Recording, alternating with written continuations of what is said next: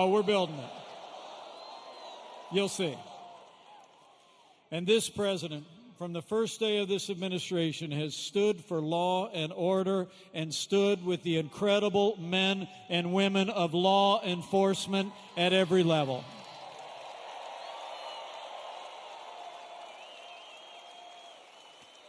You know, the American people know that most of those who serve in the uniform of law enforcement are the best people in America. It's true. And we all know what happened to George Floyd was a tragedy that shocked the conscience of the nation, and justice will be served. There's no excuse for what happened to George Floyd, but there's also no excuse for the rioting, looting, and violence that followed.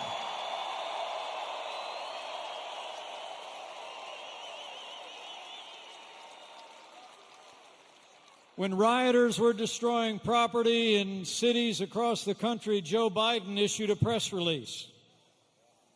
President Donald Trump sent in the National Guard. He secured our nation's capital and called on every governor in America to do the same.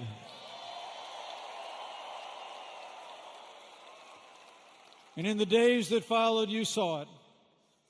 We quelled the violence. And since then, we've been working with law enforcement and leaders in our African American community to improve public safety and improve the lives of our African American neighbors. We're listening. We're learning. We're leading.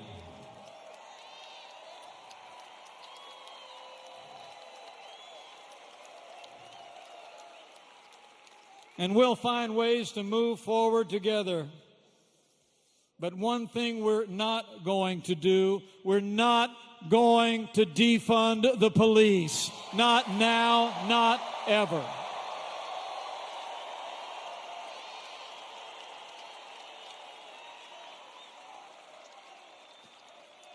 And when it comes to the rule of law, Joe Biden is making plans to appoint activist judges who will legislate from the bench. But next week, President Trump will appoint his 200th judge to our federal courts. And they're all conservative jurists who are upholding the God-given liberties enshrined in our Constitution, like the freedom of speech, the freedom of religion, and the Second Amendment right to keep and bear arms.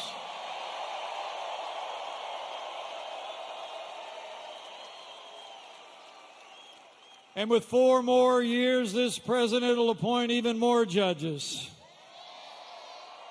And like we learned this past week, we need more conservative justices on the Supreme Court of the United States.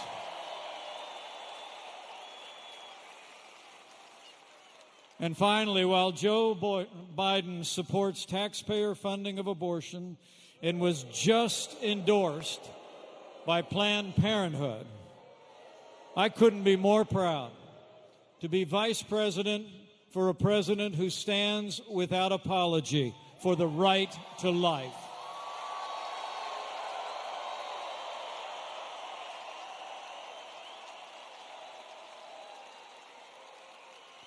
So for American strength, for American jobs, for law and order and liberties and life, we've got to decide right here and right now that we're going to defeat Joe Biden on November 3rd and re-elect President Trump for 4 more years.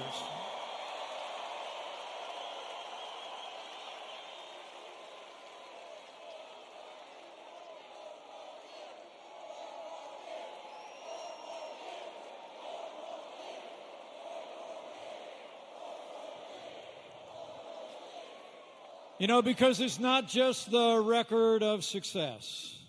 It's about leadership. And the leadership this president has shown in one of the most challenging times any of us can remember. Did you know before we had a single coronavirus case in the United States, President Donald Trump closed down all travel from China. He put the health of America first.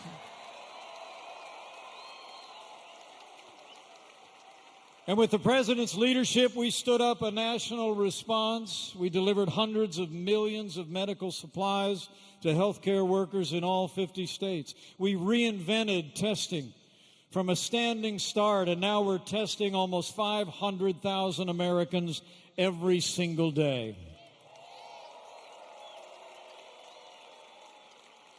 Working with American Free Enterprise, we manufactured medical equipment on a wartime footing. And no American who required a ventilator was ever denied a ventilator in the United States. That's a national accomplishment. And now, all 50 states are opening up America again. People are going back to work and worship. We're getting back out to stores and restaurants and the great outdoors. The transition to greatness has begun.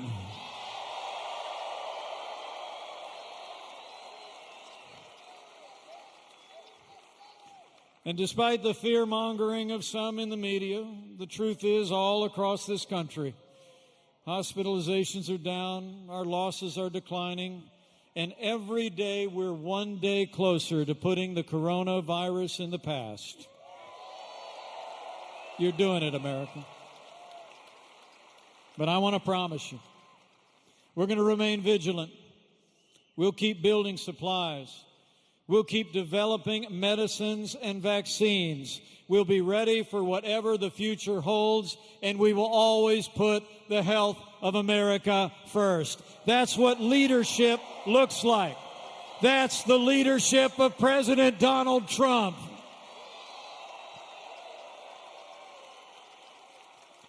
So, my fellow Americans, get ready. Buckle up. It's on. We've got a little more than 4 months to win 4 more years for President Donald Trump in the White House. So get ready to bring it, just like you did 4 years ago. Bring the enthusiasm. Keep voicing your support. Keep telling your neighbors and friends all that we've accomplished and what this president can do with 4 more years in the White House. I mean, think about it. 4 more years means more jobs. 4 more years means more judges. 4 more years means more support for our troops. And it's going to take at least 4 more years to drain that swamp.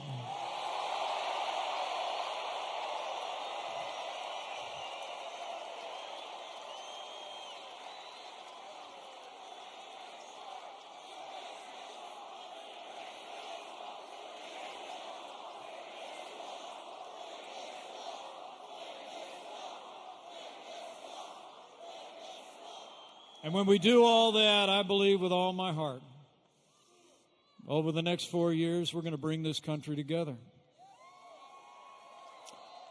America will be stronger than ever before, more jobs and opportunities than ever before. And America will be a place where every American, regardless of race or creed or color or income, can work and worship in freedom, choose where their child goes to school, find a good paying job, and live the American dream.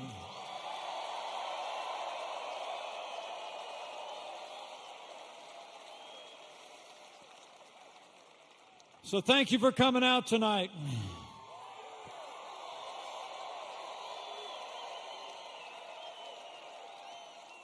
I'm going to get on my way and let you hear from him yourself.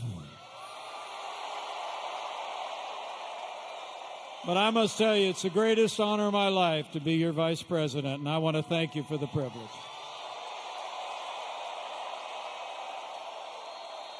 And in all my travels across this country, from big cities to small towns over the last 4 years, I can tell you firsthand, America is a freedom-loving nation, and America is a nation of faith.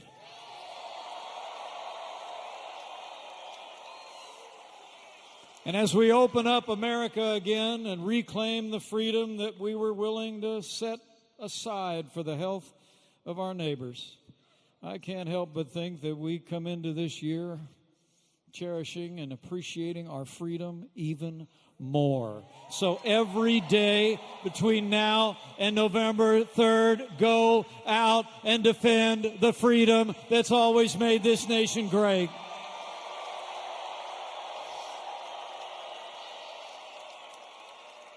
And while you're doing it, have faith. Faith that in these challenging times, that if his people who are called by his name will humble themselves and pray, he'll do like he's always done through the long and storied history of this land. He'll hear from heaven.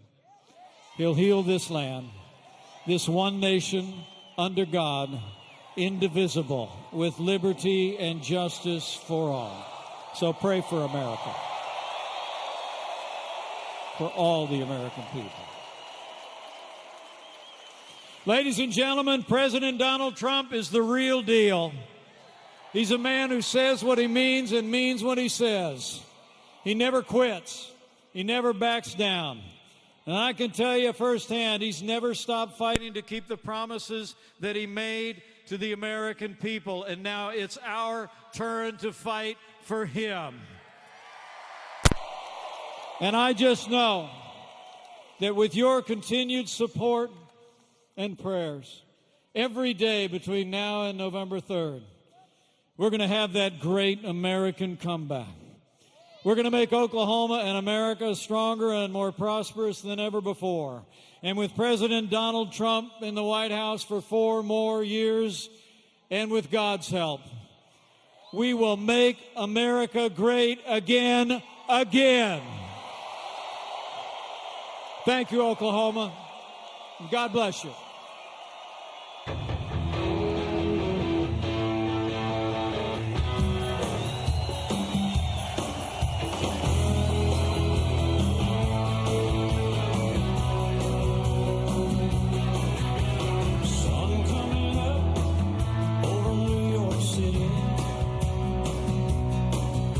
Still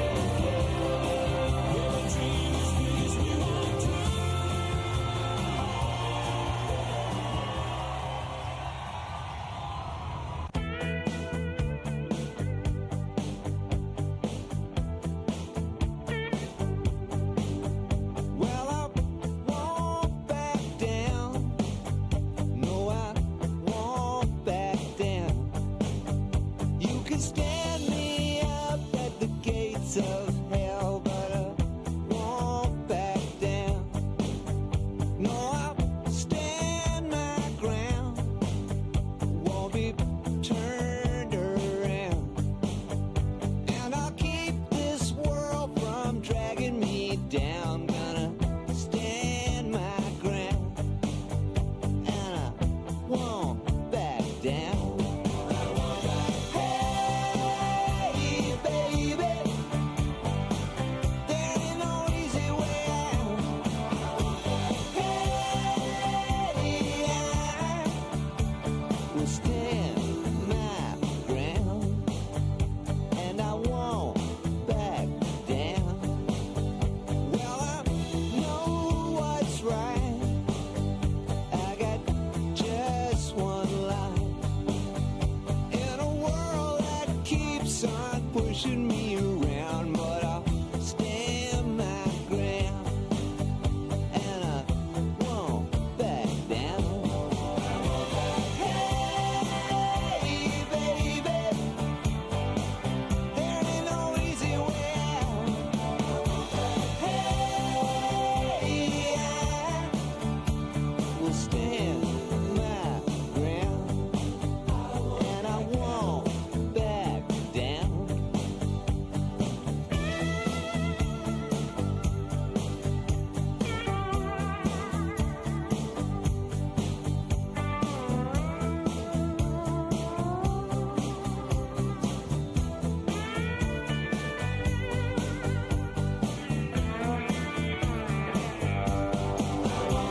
Hey, baby, there ain't no easy way out. Hey, I won't back down. Hey, baby, there ain't no easy way out. Hey, I will stand my ground, and I won't back down. No, I won't back down.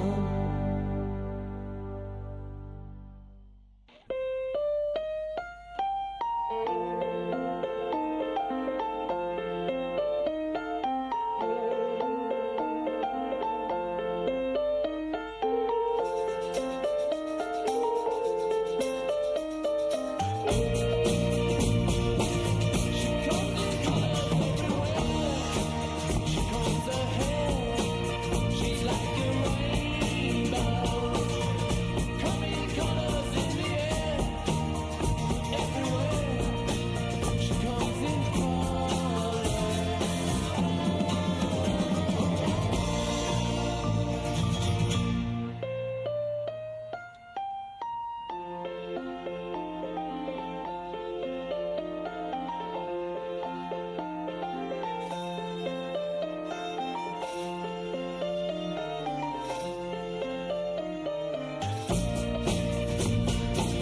She comes in colors everywhere. She combs her hair. She's like a rainbow, coming colors in the air, oh everywhere. She comes in colors.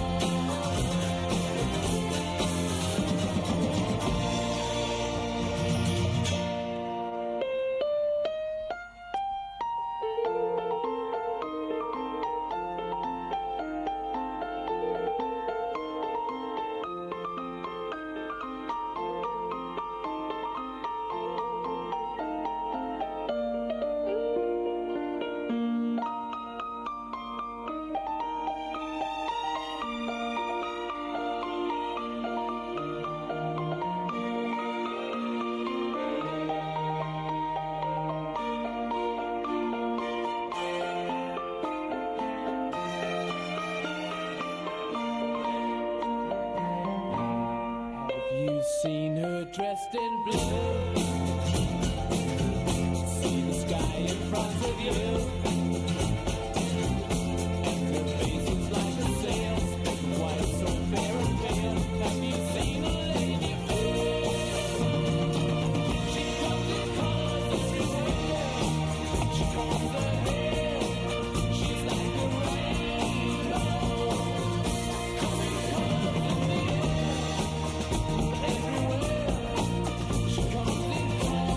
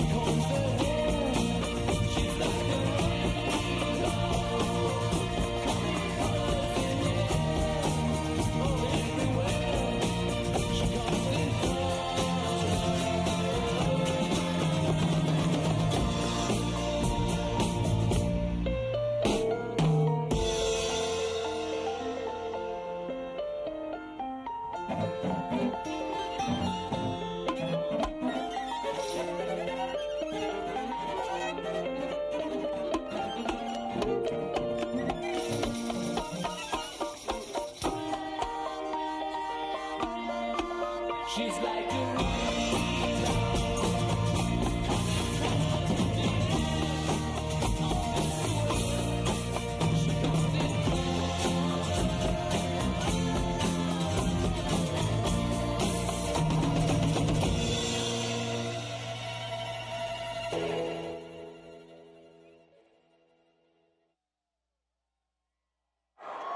What truly matters is not which party controls our government, but whether our government is controlled by the people.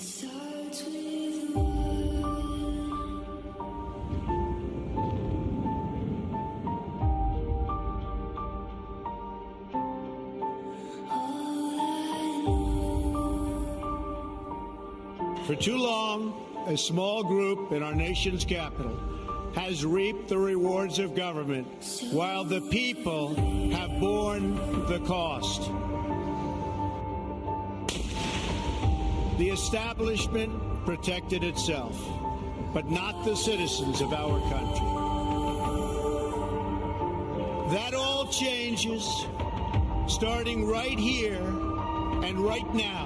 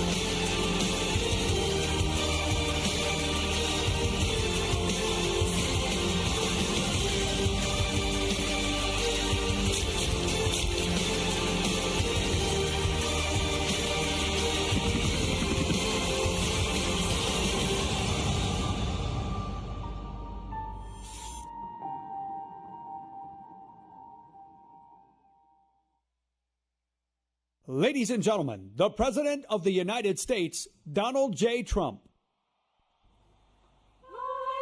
And I'm proud to be an American, where at least I know I'm free.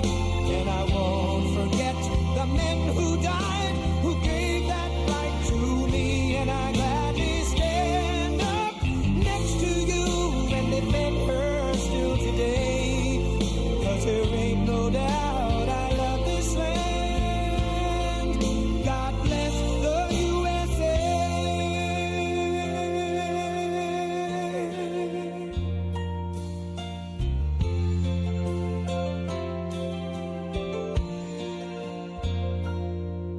from the lakes of Minnesota to the hills of Tennessee, across the plains of Texas, from sea to shining sea, from Detroit down to Houston and New York to LA, where there's pride in every American heart, and it's time we stand and say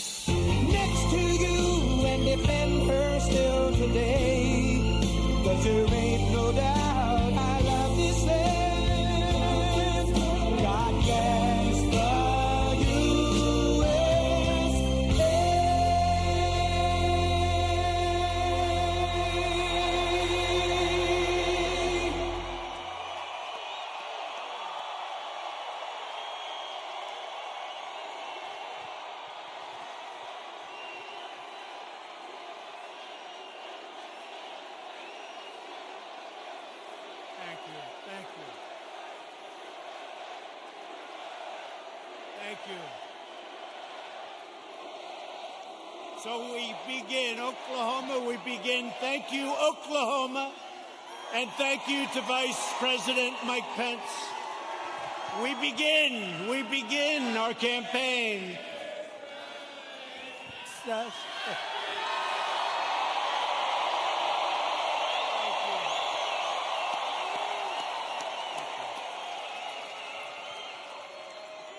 We begin our campaign, and I just want to thank all of you. You are warriors. I've been watching the fake news for weeks now, and everything is negative. Don't go, don't come, don't do anything. Today it was like, I've never seen anything like it. I've never seen anything like it. You are warriors. Thank you. We had some very bad people outside. They were doing bad things. But I really do. I appreciate it. We have just a tremendous group of people in Oklahoma. And I hear from your two great senators and your governor that we're doing very well in Oklahoma. That's the word.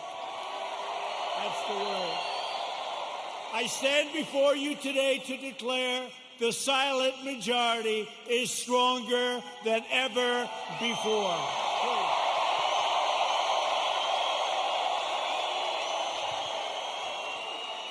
5 months from now, we're going to defeat Sleepy Joe Biden. Boy, does he get a pass from these people, huh? We're going to stop the radical left. We're going to build a future of safety and opportunity for Americans of every race, color, religion, and creed. Republicans are the party of liberty, equality, and justice for all. We are the party of Abraham Lincoln, and we are the party of law and order.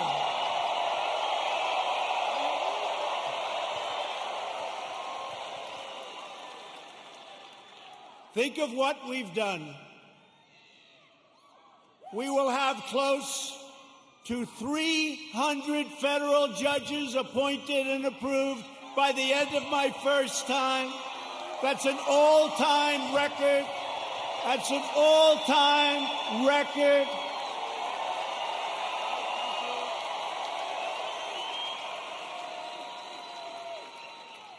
I've always heard how important judges are. Now we know how important they are. Think of that, over 300, around 300 by the end of the term. And when we have another 4 years, we're going to have a big, big percentage of the total number. Very important. November 3rd. And 2 great Supreme Court judges. So we have 2 justices of the Supreme Court. Justice Gorsuch, Justice Kavanaugh. They're great. They're great. We have 2. And we could get a few more. Yeah, we could get a few more. We've spent over $2 trillion to completely rebuild the unmatched strength and power of the United States military. And all of that incredible equipment, whether it's submarines or missiles or rockets or jet fighters, bombers, it's all built in the USA.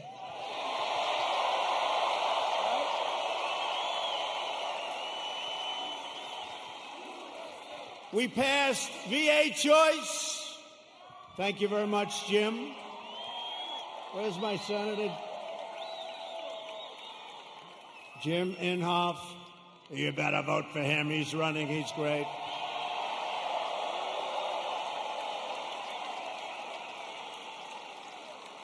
But we'll get to him and James Lankford in a second. 2 great senators. You have 2 great senators. So we passed VA choice. So if you're a veteran, for years and years, they've wanted to do it for almost 50 years. We got it done. We get a lot of things done. And so if you're a veteran and you have to wait online for 1 week, 2 weeks, 3 weeks, 5 weeks, 7 weeks, 2 months. What happens is you go outside, you get a private doctor, you get fixed up, and they pay your bill. We take care of the bill. We take care of the bill, and you get immediate service. It's never happened before, and our approval rating at the VA is now 91%. That's how good it is. Never been anywhere near that number. Never been anywhere near that number. And VA accountability. We had a lot of bad people in the VA, people that didn't love our vets, people that were sadistic, people that stole, a lot of bad people.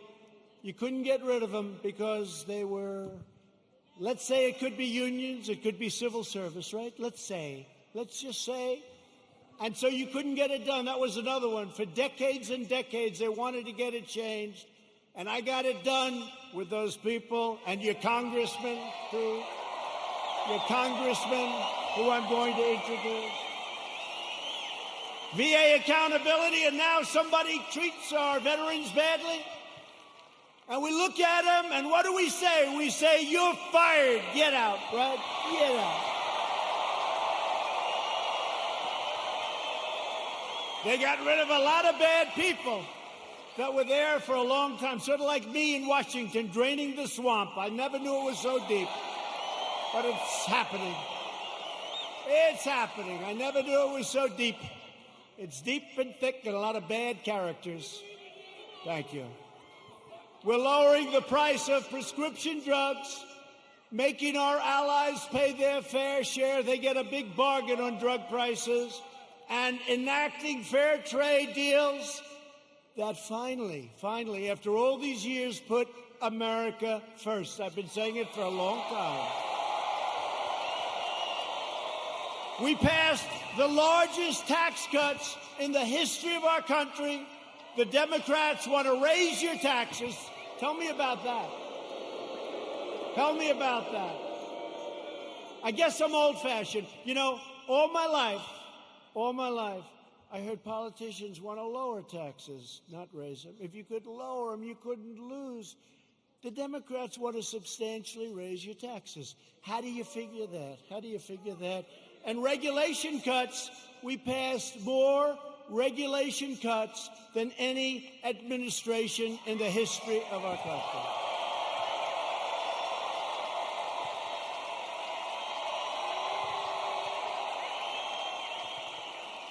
And with the help of our great energy workers, many of them come from the great state of Oklahoma. Do you ever notice that Biden oftentimes gets the state wrong? He's in Iowa, and he says, it's good to be in Idaho. No, you're in Iowa. He's in New Hampshire, and he says, it's great to be in Ohio. No, you're in New Hampshire.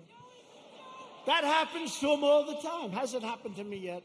You know, when that happens, there's nothing you can do to make up for it. You might as well just walk off the stage because the speech is a disaster. Good. Right? But we just turned the United States into the dominant energy superpower of the world.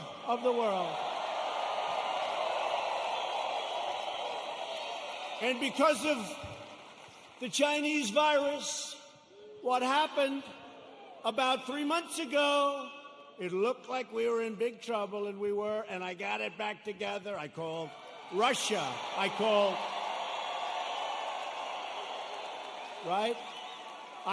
Russia. I called Saudi Arabia. And believe it or not, I called Mexico. Mexico was a little bit tough. That's called OPEC Plus. Did you ever hear of OPEC Plus? That's OPEC plus plus. And we got them to do the right thing. And we have our energy back to up almost $40 a barrel, meaning you have an energy business again. Almost $40 a barrel. A couple of months ago, it was 0, and we were going to lose 10 million energy jobs, 10 million jobs. So Texas and Oklahoma and North Dakota and many other states would have been hurt. Now, you think you're going to be hurt there? You try putting AOC in charge of your energy.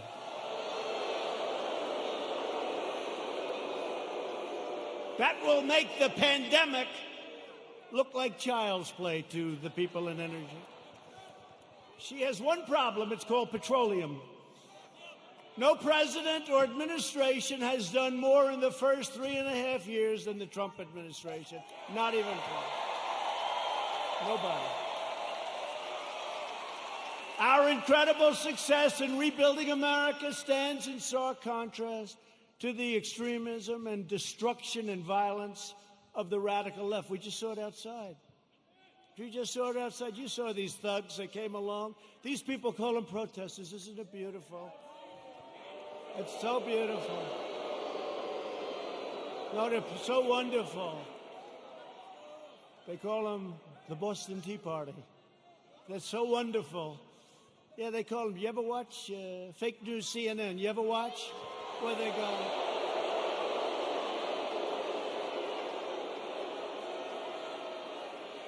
How about the CNN anchor? How about the CNN anchor? You know, did a little shave job in the head, which is fine. And he's standing in front of a building saying things are very peaceful here. And the building is, it looks like the biggest fire I've ever seen. The whole town is burning. It's like the biggest fire. And he said, things are very good here, Anderson. I think it's good. I think it's good. These are wonderful people, Anderson. You ever see that? Looked like the world was coming to an end. And you know, we did something in Minneapolis. After watching for 3 or 4 days, I called. I said, you got to get out. You can't protect yourselves. I got them to take 8,000 National Guardsmen. And in 1 hour, it all ended. And they rode through the next 3 weeks with no problem.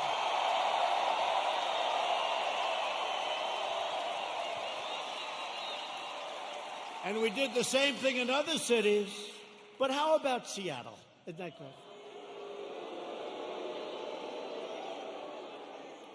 So they take over a big chunk of a city called Seattle. I mean, we're not talking about some little place. We're talking about Seattle. Have you ever been to Seattle? They took over a big chunk, and the governor, who's radical left, all of these places I talk about are Democrat. You know that. Every one of them. Every one of them. And I have an offer out. I said, anytime you want, we'll come in, we'll straighten it out in 1 hour or less. Now, I may be wrong, but it's probably better for us to just watch that disaster.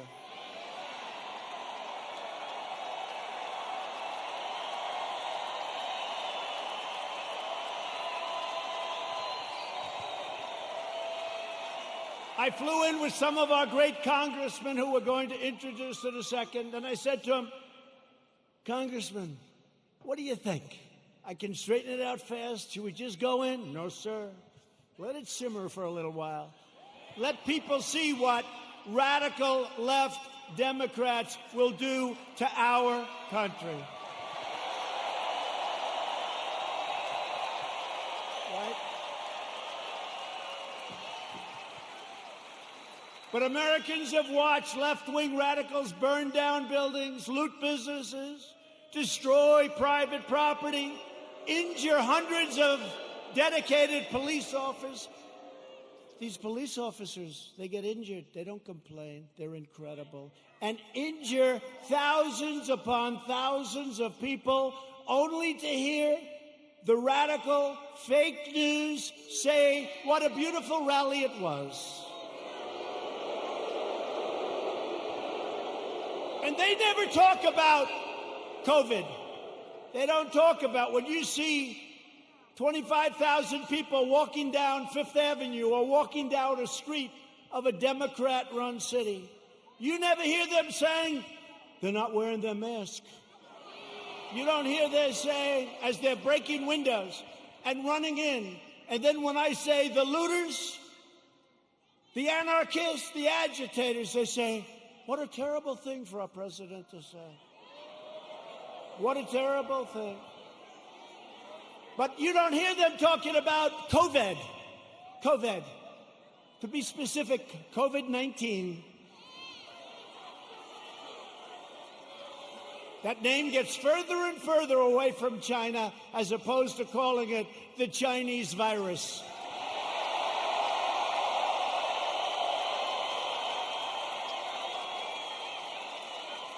And despite the fact that I have done a phenomenal job with it, I shut down the United States to very heavily infected, but all people from China in late January, which is months earlier than other people would have done it if they would have done it at all. I saved hundreds of thousands of lives. We don't ever get even a mention. Then I closed it down to Europe early. Closed it down because I saw what was happening. And by the way, most people said, don't do it. Don't do it. We saved hundreds of thousands of lives. And all we do is get hit on like we're terrible. And what we've done with the ventilators and with the medical equipment and with testing, testing is a double-edged sword. We've tested now 25 million people. It's probably 20 million people more than anybody else. Germany's done a lot. South Korea's done a lot. They call me, they say, the job you're doing. Here's the bad part. When you do testing to that extent, you're going to find more people. You're going to find more cases. So I said to my people, slow the testing down, please. They test and they test. We got tests that people don't know what's going on. We got tests. We got another one over here. The young man's 10 years old. He's got the sniffles. He'll recover in about 15 minutes. That's a case. Add up to it. That's a case. That's a case.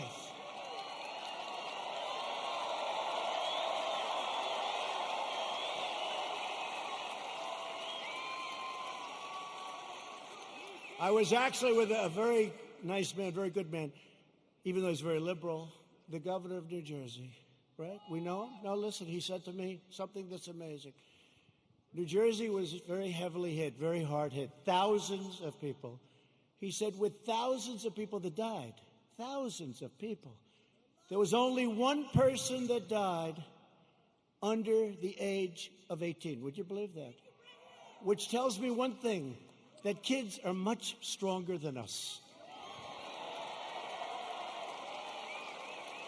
When you see a little kid running around, say, boy, oh boy, do you have a great immune system. How about a piece of your immune system? They don't even know about this. Let's open the schools, please. Open the schools.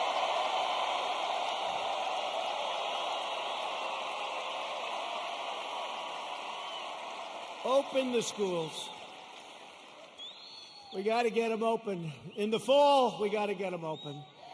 The unhinged left-wing mob is trying to vandalize our history, desecrate our monuments, our beautiful monuments, tear down our statues, and punish, cancel, and persecute anyone who does not conform to their demands for absolute and total control. We're not conforming. That's why we're here, actually.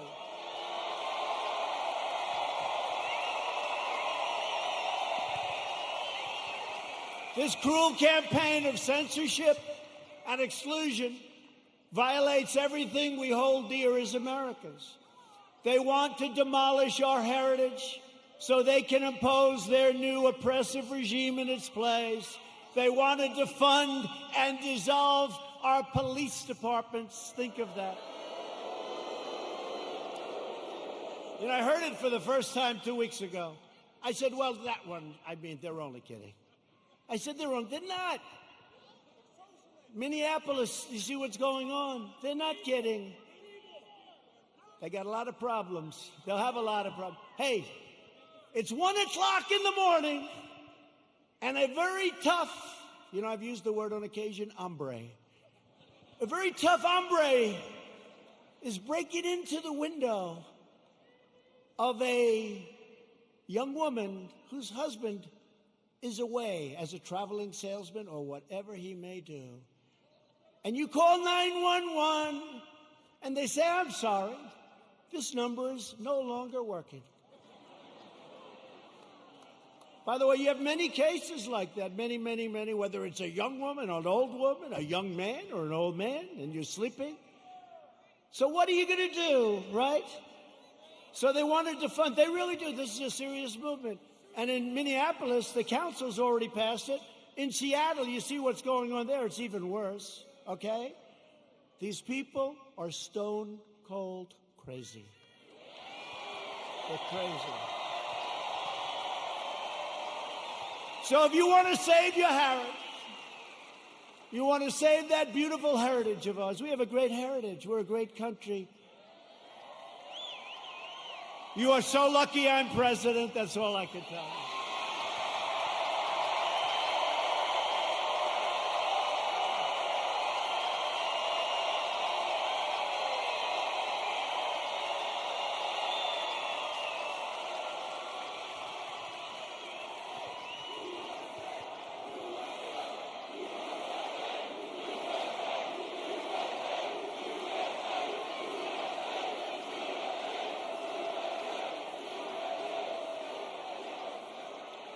People have come up to me and say, how do you take it? I say, do I have a choice? Do I have a choice? We deal with a lot of bad people, but we're winning. And every once in a while, I'll have one of these days where I'm hit left and right, like even this great event. What if you could have seen outside, or if you could have heard the reports, oh, it's COVID, it's this, by the way, it's a disease, without question, has more names than any disease in history. I can name Kung Flu. I can name 19 different versions of names. Many call it a virus, which it is. Many call it a flu. What difference? I think we have 19 or 20 versions of the name. But they say to me, where do you get the energy? I say, I don't have a choice. I don't have a choice. You know, it was interesting to show you how fake they are. You might have seen it. So last week they called me and they say, sir, West Point, we're ready. I said, oh, that's right. I have to make the commencement speech at West Point. You know, they delayed it for 6 weeks because of COVID. So they delayed it, and I went there. 1,106 cadets were graduating, and beautiful. Right? Beautiful cadets. So, this is just to show you how bad the fake news is. So, they say to me, sir, we're ready to go. I say, let's go. This is after saying hello to a lot of cadets, inspecting little areas of a building that was very exciting. Actually, it's beautiful, very old. Studied a lot of our great generals, some of our presidents that went there. West Point is beautiful, right on the Hudson River. But after an hour, general that runs it is a fantastic guy. After an hour, we land. We do some more inspections, and they say, sir, are you ready? Yes, I am. So we walk like the equivalent of about 3 blocks, which is fine. We go on stage, which is fine. They make speeches, then I make a speech. It lasted a long time. I don't know, maybe 45 minutes, maybe longer. I don't know, but a long time. The sun is pouring down on me, okay? But they said to me before the speech, sir, would you like to salute each cadet, each single cadet, or maybe they'll be in groups of 2. Would you like to salute like this? Yes. Like this. Almost 600 times. You know what that is? 600 times!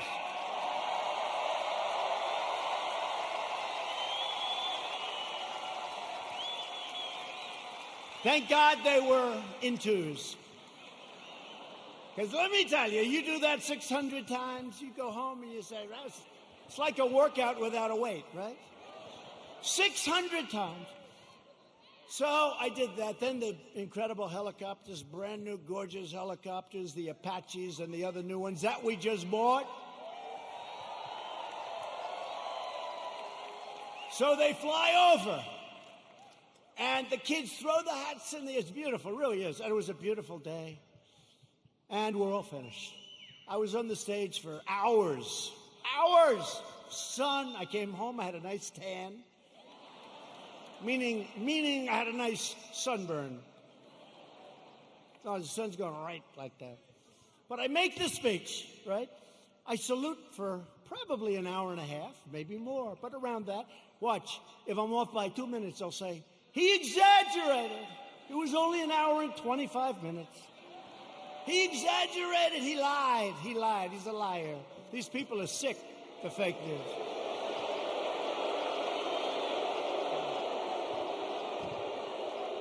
So then, I finished saluting, my final salute. I said, thank goodness, thank you very much. But think of it, so essentially almost 600 times. Now, the general says, sir, are you ready? I said, I'm ready, General. Where are we going now? You have to understand, I left early in the morning to get there. Now it's sort of late in the afternoon. A lot of these fakers were with us. So they know. He said, sir, we can now leave the stage. I said, great, General, let's go. I'll follow you. And he goes like this, right here, sir. I'll walk on.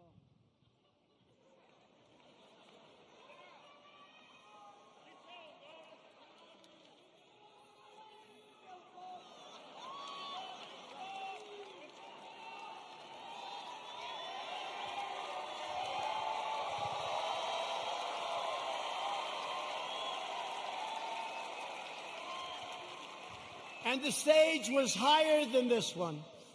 And the ramp was probably 10 yards long. I say, General, now you got to understand, I have the whole Corps of Cadets looking at me. And I want them to love their president. I did this big thing. I love them. I love them. They're incredible. And they do. I said, General, I've got myself a problem, General. Because I'm wearing leather bottom shoes, which is good if you're walking on flat surfaces. It's not good for ramps. And if I fall down, look at all those press back there. Look at that.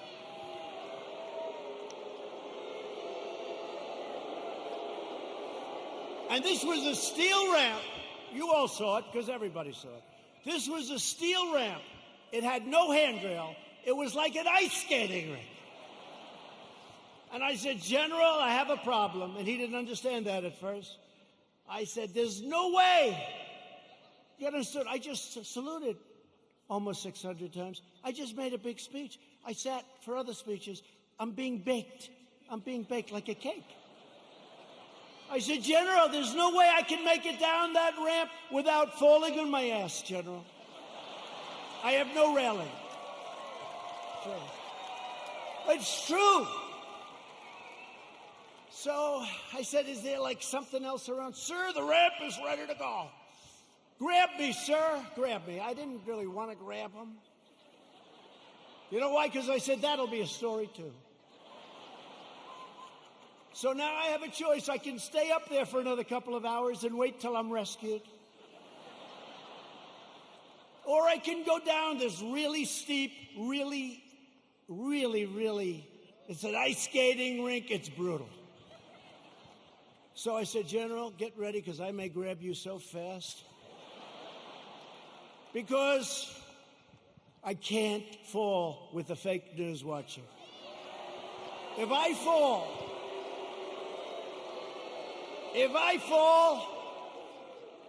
I remember when President Ford fell out of the plane, you remember? I remember when another president, nice man, threw up in Japan. And they did slow motion replays. It's true. Right? It's true. I don't want that, General. Now he's standing there, big strong guy, and he's got these shoes, but they're loaded with rubber on the bottom. Because the first thing I did, I looked at his shoes.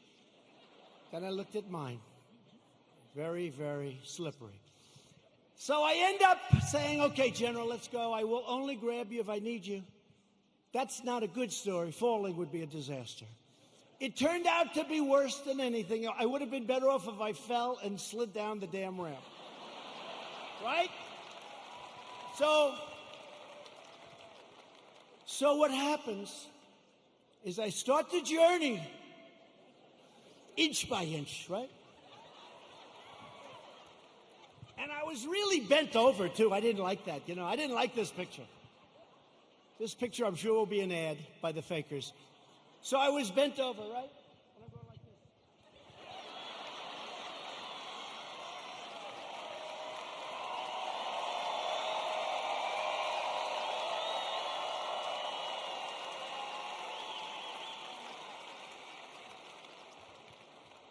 And then we finally reached almost the end. And the fake news, the most dishonest human beings, they cut it off. You know why? Because when I was 10 feet short, I said, General, I'm sorry, I'm not, and I ran down the rest, right? I looked very handsome. That was the only good thing. I wouldn't want to run down the whole thing because the fall there would be definitely bad. So I took these little steps. I ran down the last 10. And by the way, their tape, take a look. In almost every instance, it ends just before I run. And they said, here was the #1 trending story. I called my wife. I said, how good was that speech? I thought it was hey, look, I will tell you when I make good ones and bad ones. Like so far tonight, I'm average. Okay? But we're having fun. We're having fun.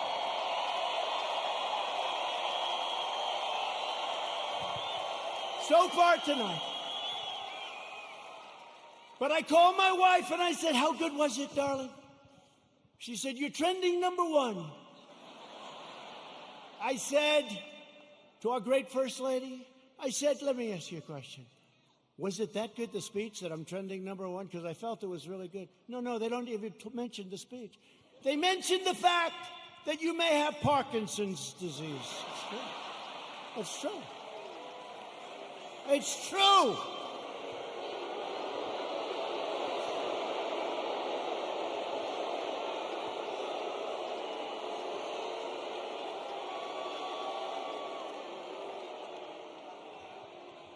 They say there's something wrong with our president. I'll let you know if there's something wrong, okay? I'll let you know if there's something. I'll tell you what, there's something wrong with Biden, that I can tell you.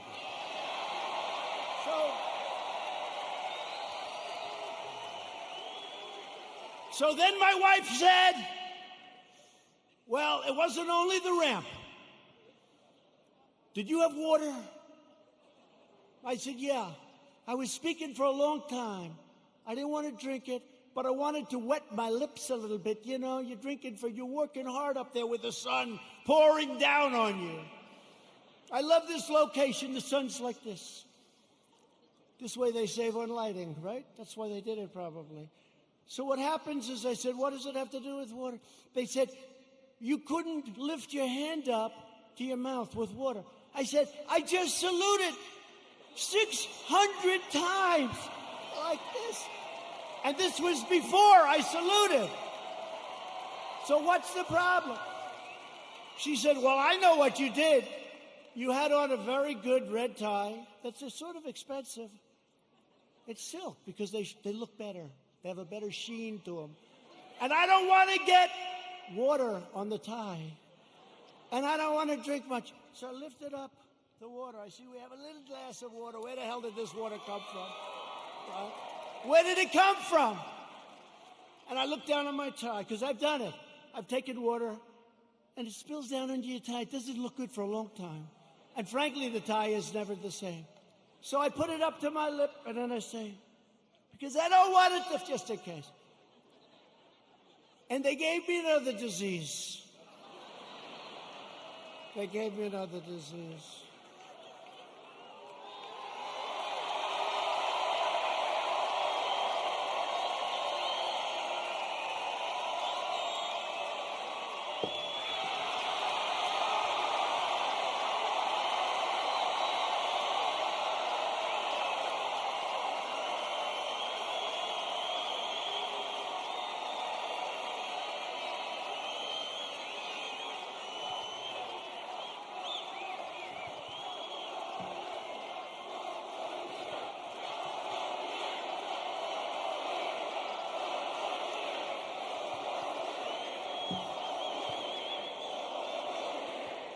Anyway, that's a long story, but here's the story.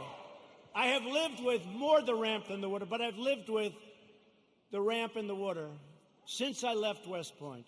Not one media group said I made a good speech or I made a great speech. But the kids loved it because they broke their barrier, which wasn't good in terms of COVID. But they broke their barrier and they wanted to shake hands. They wanted to, and I don't want to tell anybody, but there were a couple of kids they put at the end. I actually shook their hand, okay? I actually shook it. Because they were excited. They were excited. They're with their president. They were excited. The most beautiful young people, men, women, the most beautiful young people you've ever seen. So think of how you feel, you me. I go there. How did I do? Sir, that was a great speech. You know, all my people, sir, that was one of your best. That was great. I said, that's great. I agree. It was a good speech. I like that speech. They don't mention the speech, but they have me going down this ramp at an inch at a time. It's so unfair. It really is. So unfair. They are among the most dishonest people anywhere on earth. They're bad people. Bad people. Okay, that's enough of that. I wanted to tell that story. Does everybody understand that story? The left-wing anarchists tore down a statue of Thomas Jefferson. Now we're getting into the real stuff. They decapitated a statue of Christopher Columbus, except in New York when the Italians surrounded it. They didn't have too much of a chance. Those Italians, I love the Italians. They heard they were going to rip down their beautiful Christopher Columbus, and all of a sudden they circled that thing. They didn't do too well in hurting Christopher, did they? Thank you to our Italian population. We're very proud of you, right? 2 days ago, leftist radicals in Portland, Oregon, ripped down a statue of George Washington and wrapped it in an American flag and set the American flag on fire. Democrat, all Democrat. Everything I tell you is Democrat. And you know, we ought to do something, Mr. Senators. We have two great senators. We ought to come up with legislation that if you burn the American flag, you go to jail for 1 year. 1 year.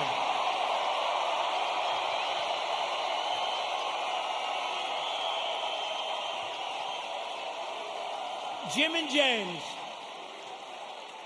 James, we ought to do it. You know, they talk about freedom of speech, and I'm a big believer in freedom of speech, but that's desecration. That's a terrible thing they do. We used to have things, we don't have them anymore because we want to be so open, so everything, and look what happens. We should have legislation that if somebody wants to burn the American flag and stomp on it, but just burn it, they go to jail for 1 year, okay? In Seattle, the Democrat mayor and the Democrat city council have surrendered control of 6 city blocks to an anarchist mob. These are anarchists. These are not protesters. You listen to the fake news, they say, oh, the protesters were lovely. Could you imagine if people just even slightly to the right tried to take over Seattle? They'd have machine guns out to get them. But these people can take over the city. Look at what they've done to business people that have spent years and years building their business, and now they're wiped out. Take it away. Governor Inslee ought to get his act together, get in there. I'll help you. I'll do whatever you want. I'm waiting for a call. I would love to do it. I would love to do it. It'll take less than an hour, and it'll all be over with, and you'll have your city back.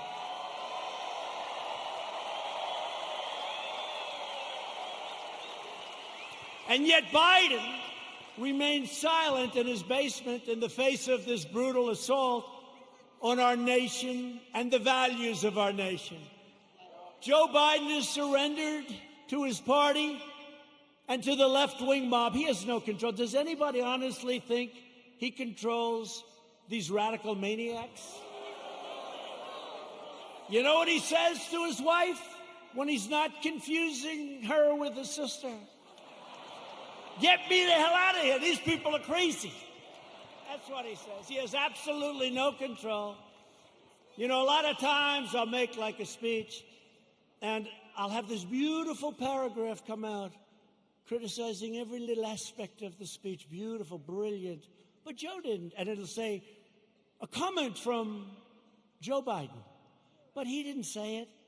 Professional people, great students in English lit, people that are very smart say it. Joe Biden said, and they'll go into this highly complex paragraph, beautifully worded, and I say, Joe didn't say that. Joe doesn't even understand it.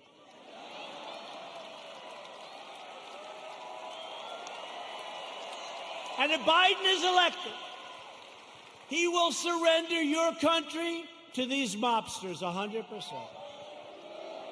Your 401ks, by the way, look at how we're doing in the stock market. Just set another record with NASDAQ. Your 401ks and money itself will be worthless. Your 401ks are doing very well, unless, I don't want to say, if you were stupid, I said, don't sell, don't sell. It went down, but we got it back up. And now NASDAQ, think of it, NASDAQ just set a record, and I think you're going to see a lot of records. And next year, if we don't do anything stupid on November 3rd, you are going to have the greatest economic year we've ever had. That'll be next year. If the Democrats gain power, then the rioters will be in charge, and no one will be safe, and no one will have control. Joe Biden is not the leader of his party. Joe Biden is a helpless puppet of the radical left. And he's not radical left. I don't think he knows what he is anymore. But he was never radical left. But he's controlled by the radical left. And now he's really controlled. His campaign staff even donated a lot of money to bail out rioters, looters, and arsonists who ravaged Minneapolis. They bailed them out. They put up a lot of money to bail them out, the rioters, the looters. And they were the arsonists. So they'll say, oh, it's terrible what he says about the people of our nation. Maybe some of them aren't even from our nation. The left is trying to do everything they can to stop us. Every hour of every day, including even violence and mayhem, they'll do anything they can to stop us. Look what happened tonight. Look at what happened tonight. Law enforcement said, sir, they can't be outside. It's too dangerous. We had a bunch of maniacs come and sort of attack our city. The mayor and the governor did a great job, but they were very violent people.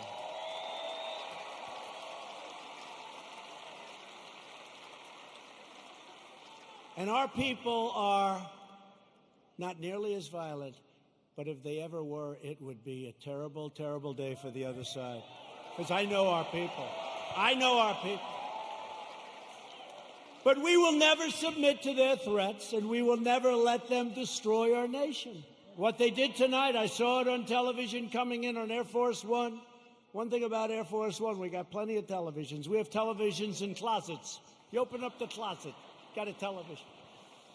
We got a lot of televisions. It's a great plane, great everything. By the way, we ordered new ones. No president wanted to do it. They thought it was luxury. I said, wait a minute. Air Force One is 31 years old. People don't realize that. So I said, they gave me a chart very early in my administration, like, how about the first week? Sir, would you sign for this plane? Now, it's actually two planes. Would you sign for this plane? Air Force One. I said, how old is the original or the one we have now? Sir, it's 31, 32 years. And I'd see people coming in from foreign lands that can't compete with us. Rich countries, but they can't compete with you. And they have a brand new, beautiful 747-800, 747. And I said, wait a minute, That country has new, and we have a 31-year, so somebody had to do it. So the deal was made, and it was made for a lot of money. I think it was $5.7 or $5.6 billion. Now, in all fairness, it's 2 planes, and there's a lot of stuff in those planes. I won't talk to you about it. So I told Boeing, the head of Boeing, they said, "Sir, please, would like to get started on the planes." I said, "I do too, but I'm not paying $5.6 billion. And I'm not paying $4.6 billion. I said it has to have a 3 on the front of it." I mean, that's a hell of a lot of money too, but it is a rather complex situation. They said, "No way, no way." This was before Boeing had problems, by the way. But Boeing's coming back. They're coming back. The greatest company in the world, and it had some big problems. It had a couple of problems that didn't work out. That was terrible. But the greatest, I think before that, it was the greatest company in the world. It made up 1/4 of a point of our GDP. Think how big that is, one company. It was an unbelievable machine. And then they made a plane, and they did some foolish things, and a terrible thing happened, and all of a sudden, they've gone through hell. But you know what? They're coming back. We're ready to help them if they need it, but they're coming back, and they're coming back strong.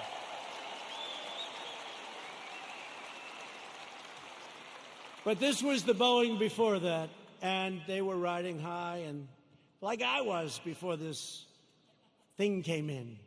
But we're still riding high because you know what? On November 3rd, we're going to win. We're going to win.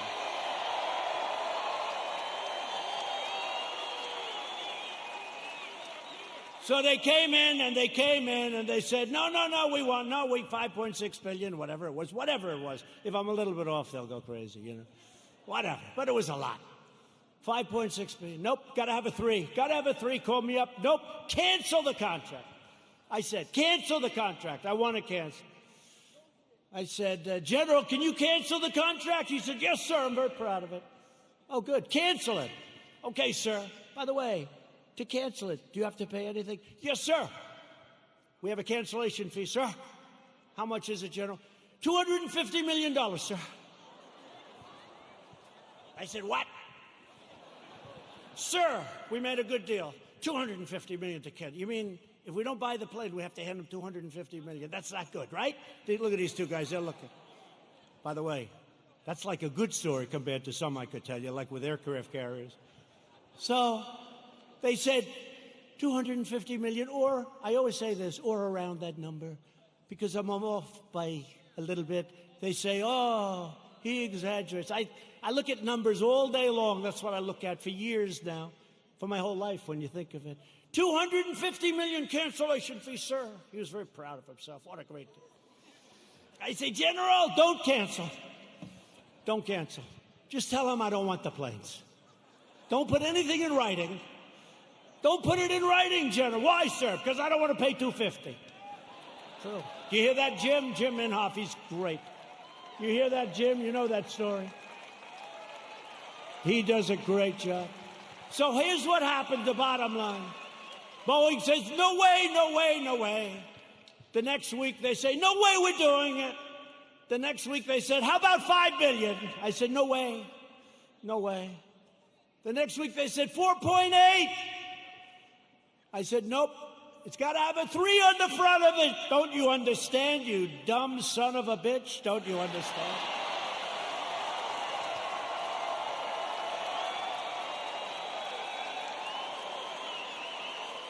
I turned out to be right, you know. Turned out to be right. Nobody gets that. No, got to have a 3. Next day, they come back. 4.5 is our best offer. Nope, I'm not doing it. I'm not doing it. Come back when you're ready. A month goes by, another month, they never heard about it. They never heard from me. They thought I was serious. I was. And they came back at $4 billion. That's a lot of money. But I saved like $1.6 billion or $1.7 billion. Nobody wants to talk about it. Nobody wants to talk about it. When I get foreign nations to pay us billions and billions of dollars. Nobody wants to talk about that. When I take soldiers out of countries because they're not treating us properly, Germany is an example. I mean, I have a German heritage, like some of you. I said, let's get it down from 50,000 to 25,000 because they're delinquent. For many years, they're delinquent. They haven't been paying what they're supposed to be paying. They're paying 1% instead of 2%, and 2% is a very low number. And they say, yes, we think by 2030, maybe 2032, we could get current.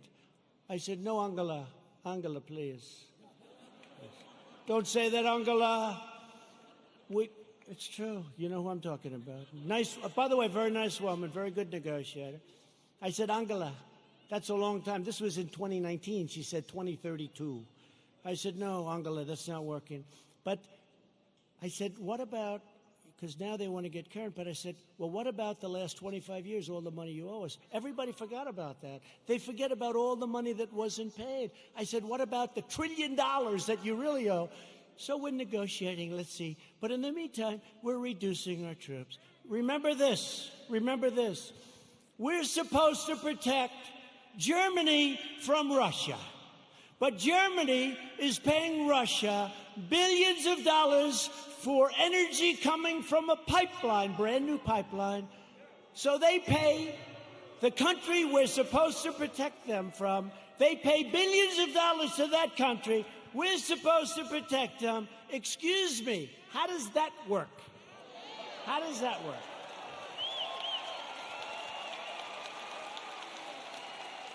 And the great thing is with Jim Inhofe and with James Langford, likewise, when they just said they love you, James. When they hear it, they get it. A lot of people don't get it. They get it. We cannot continue to be ripped off. We're ripped off by so many countries, and we're stopping it. And that means that a lot of people don't want me here. They don't want me here. There are a lot of people that don't want me here. You know, they don't sell a lot of bombs when we're not dropping bombs on people. You know that, right? It's called the military-industrial complex. When rioting and looting broke out in our nation's capital, I very quickly deployed the National Guard. I said, get them in. After watching for an evening or two, we stopped the violence and restored peace and order to the streets. And last night they had a little breakout again. They ripped down a statue that was 110 years old, beautiful piece of art, in front of the police precinct with our radical left mayor watching on television. We're not happy. That's going to be very expensive for D.C. They're always looking for money. We need more money. We always need more money. And then they don't do the proper job. So it's not going to be good for Mayor Bowser. Mayor Bowser. They were heading over to the Jefferson Memorial recently. And they wanted to do damage to our great, beautiful Jefferson Memorial. Not going to happen. Don't worry about it. We have it surrounded with very strong people. The choice in 220 is very simple. Do you want to bow before the left-wing mob, or do you want to stand up tall and proud as Americans?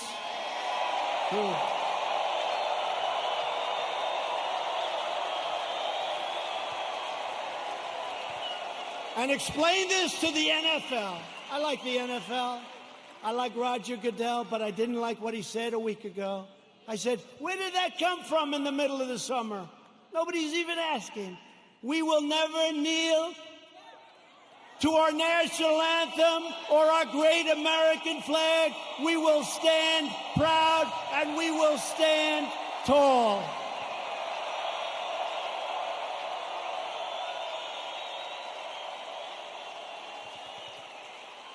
I thought we won that battle with the NFL.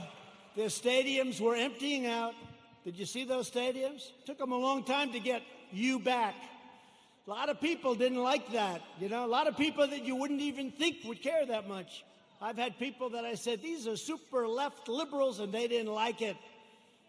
Joe Biden and the Democrats want to prosecute Americans for going to church, but not for burning a church. They believe you can riot, vandalize, and destroy, but you cannot attend a peaceful pro-America rally. They want to punish your thought, but not their violent crimes. They want to abolish bail, abolish and open up your borders. They want open borders, let everyone, and by the way, we're doing so well. We have a record this month on the borders. Nobody's coming in. Very few people. And they want to abolish ICE, our great people from ICE who send the roughest, toughest, meanest people that you've ever seen or ever heard. Generally speaking, when they have lots of tattoos on their face, they're not looking to do you much help. ICE, they're rough guys, they're rough, they're great Americans, they're rough, but they call them in a pack. They walk into a pack of tough MS-13 gang members. And you know, we shouldn't say this, it's not nice. They want us to negotiate. They start swinging, and the others start swinging. Everybody's swinging. At the end, they carry them back, and they throw them into the paddy wagon, right? They're great. And these people want to get rid of ICE. They get rid of murderers. They get rid of rapists. They get rid of the worst scum on earth.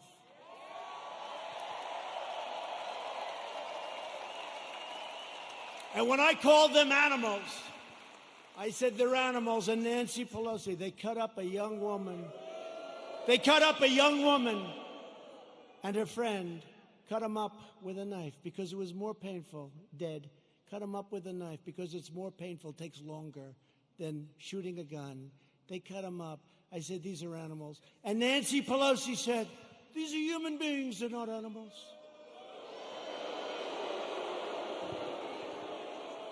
If I lose an election over that, you know what? This country's in big trouble. Big trouble. They want to disarm law-abiding citizens and dismantle our police forces while freeing vicious MS-13 gang members. In Joe Biden's America, rioters, looters, and criminal aliens have more rights than law-abiding citizens, and that's true. In my administration, we defend American citizens, and we deport MS-13 members. Or put them in jail if we have to. The chaos you're seeing in our Democratic-run cities, these are all run by the Democrats, is what will happen in every city and community in America, and much, much worse if we don't keep them out. We have to do this. We have to go to the polls on November 3rd, and the rest, you know what to do. You know what to do. Got to keep the White House. Joe Biden's record can be summed up as 4 decades of betrayal, calamity, and failure. He never did anything. He was a senator. He was a vice president. He was before that something. Guy, you know what's great? President Trump was tough on this, or he was tough.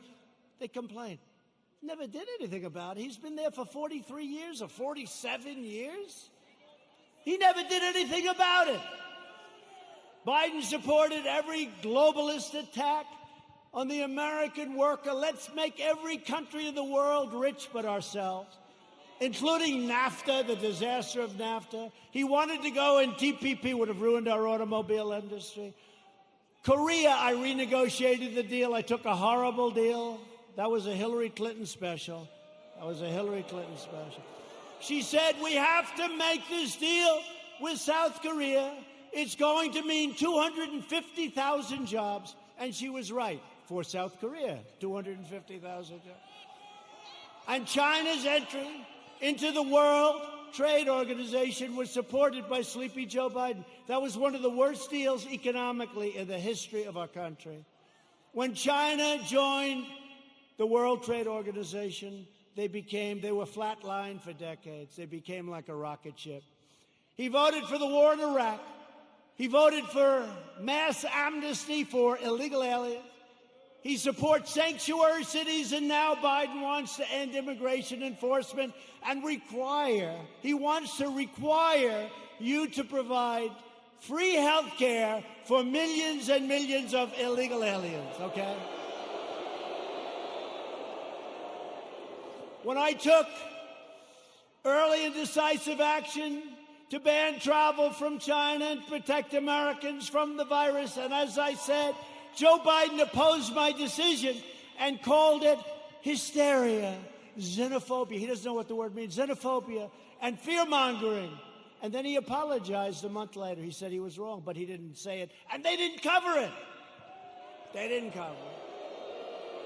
On one of the single most important policy decisions of our lifetime, Joe Biden sided with China over America. That's closing the border. He thought it was a terrible thing. Remember, this was in January. That's early, real early, the end of January. He thought it was a terrible thing when we closed the border to many people that were badly infected with COVID. When the chips are down, Biden will always cave to the radical left. He'll always bow to the angry mob, and he will never protect you or your family, and you know that.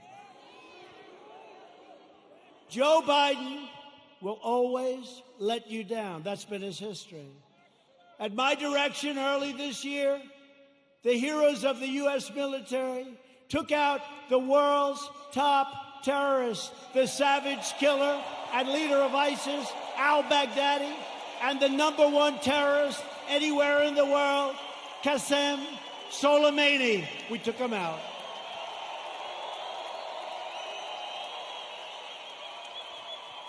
Joe Biden opposed killing Soleimani. He was we killed this #1 terrorist. He didn't like it. You know why he didn't like it? Because he thought it would be good politically. That didn't work out too well. Just as he opposed the raid that killed Osama bin Laden. He opposed it. You know that. Biden is always on the wrong side of history, as said by people that are with him and worked with him. He never made a correct foreign policy decision. Biden is a puppet for China. Son walked out with $1.5 billion. I think it's a little bit. Allowing them to rip off America for many years. Now they're paying us billions and billions of dollars. We give a lot of it to our farmers. We have plenty left over. China is not exactly happy with me.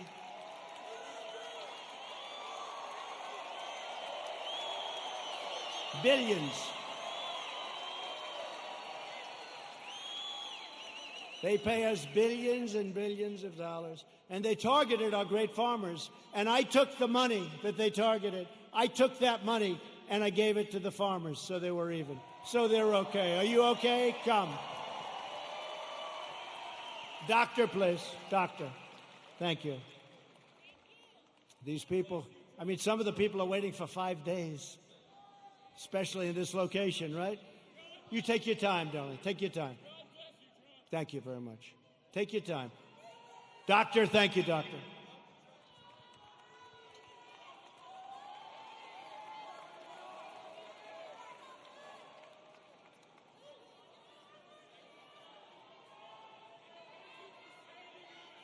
you. Thank you.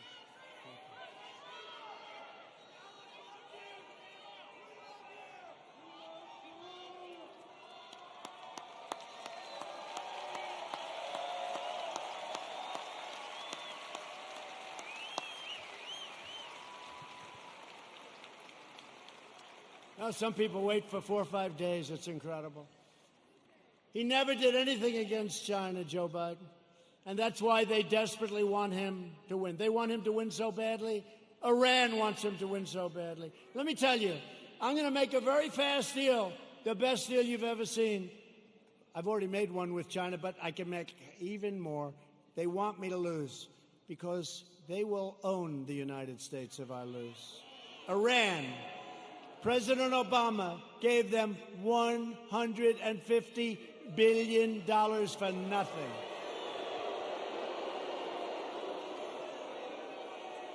And almost more incredibly, he gave them $1.8 billion in green cash, beautiful cash. And now they're not doing so well, are they? They're not doing so well. Someday we're going to get credit for this. Someday.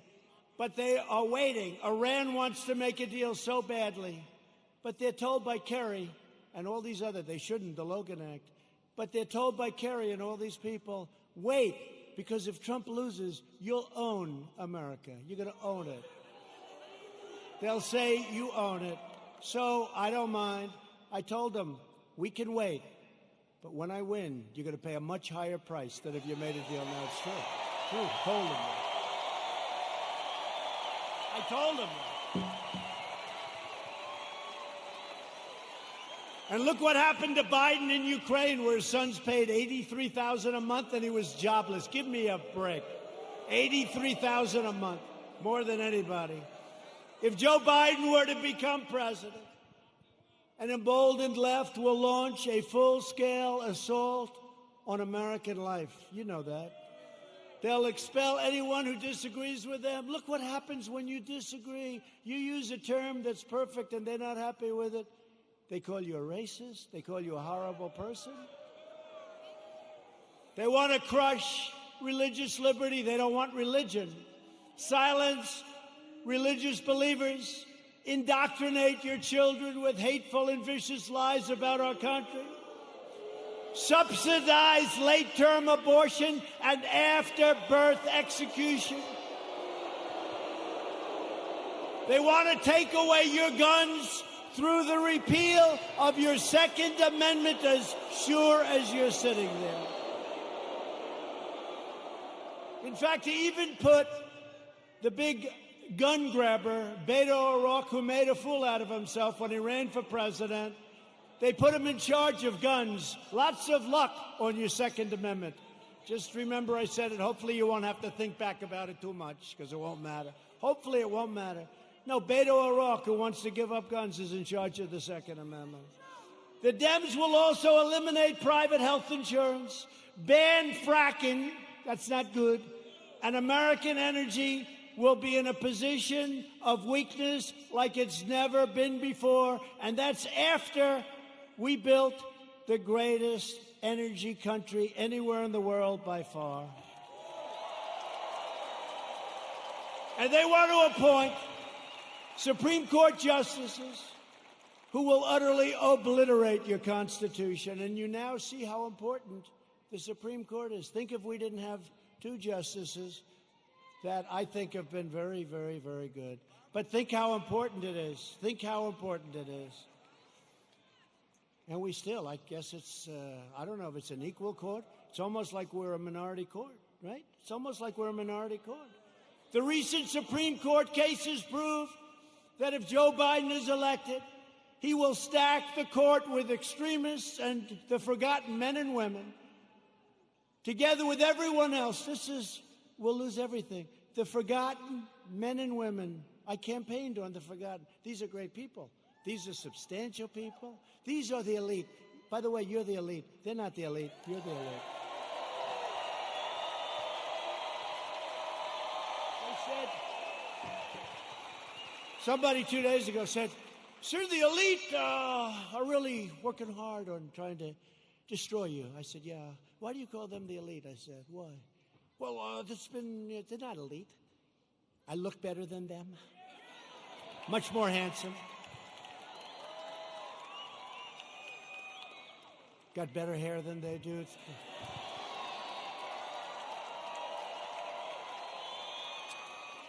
I got nicer properties. I got nicer houses. I got nicer apartments. I got nicer everything. I ran for politics once, just once in my life, and I became president of the United States. Once.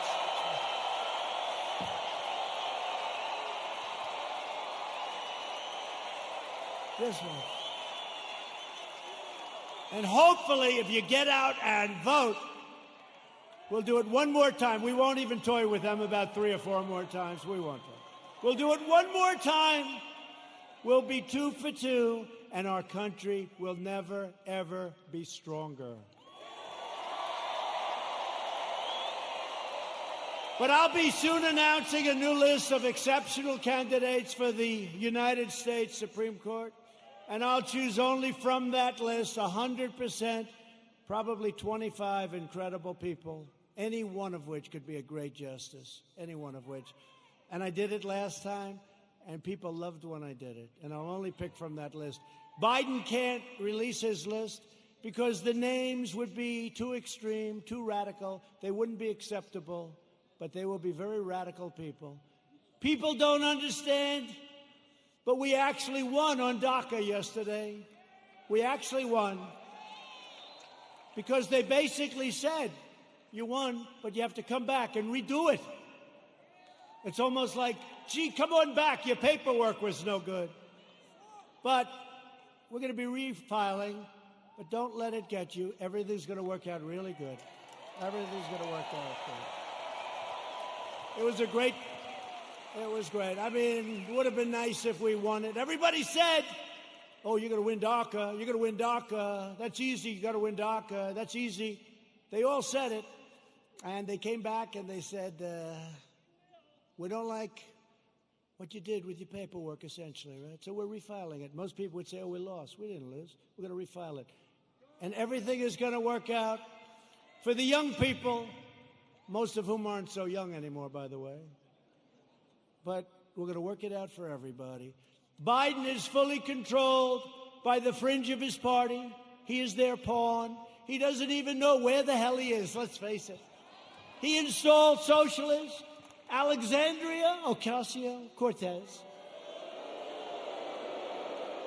to be in charge of his environmental policy and his energy.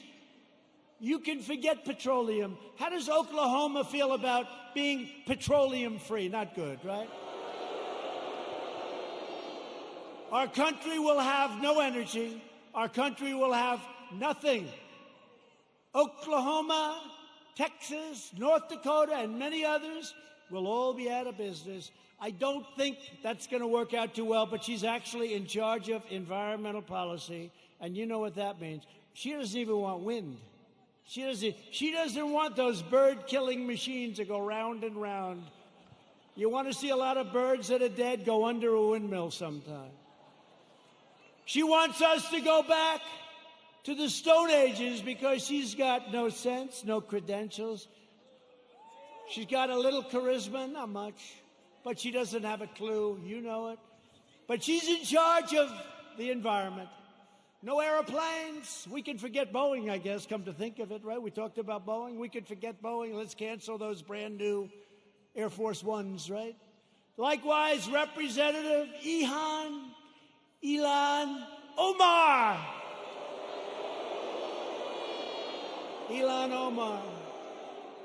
is going to be very much involved in a Biden government. They will put this hate-filled, America-bashing socialist front and center in deciding the fate of your family and deciding the fate of your country. I don't think so. She would like to make the government of our country just like the country from where she came, Somalia. No government, no safety, no police, no nothing, just anarchy. And now she's telling us how to run our country. No, thank you. And I think we're going to have a big victory in the state of Minnesota because they've had it. They've had it. Biden is a very willing Trojan horse for socialism. When Biden first ran for president over 33 years ago, remember I used to call him 1% Joe. He never got more than 1%. Until Obama took him off the trash heap. But he blatantly copied the speech of a British politician, even ripping off the man's personal biography and family history and claiming it was his own. He forgot to say he was born in America. Joe Biden is a shameless hypocrite. Since 2003, he has delivered fawning eulogies to the funeral and at those funerals of 3 leading supporters of segregation, including a former member of the KKK. And yet Biden is now smearing as racist tens of millions of people like yourselves, decent, hardworking Americans who he's never met, and he frankly probably doesn't want to meet.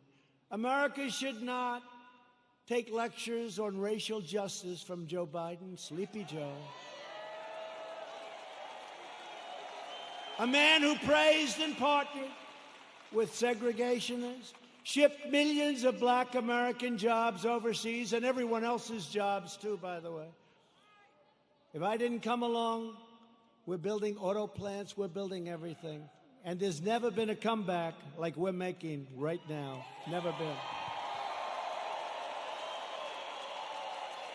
He hollowed out our middle class, including our black middle class, with open borders, trapped young children in failing government schools, built cages. Those cages were built by Obama and Biden.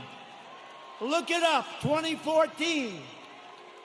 And the fake news doesn't want to remember the picture of a cage for children.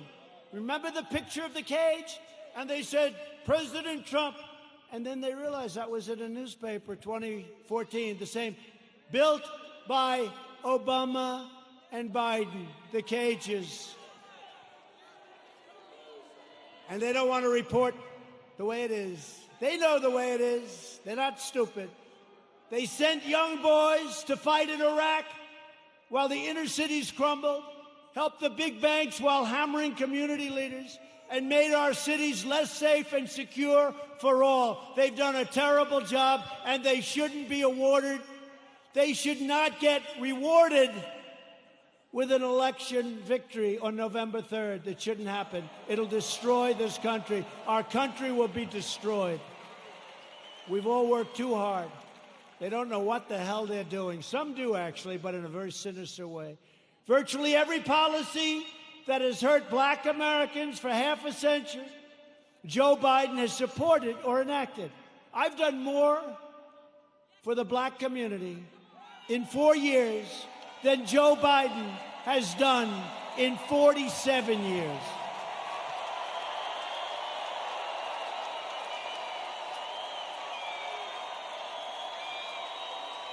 Racial justice begins with Joe Biden's retirement from public life. We are joined tonight by many outstanding Republican leaders. These are great people. We have 2 of our most distinguished, hardworking, wonderful friends, senators. They do a great job. Senator Jim Inhofe and James Lankford, please stand up.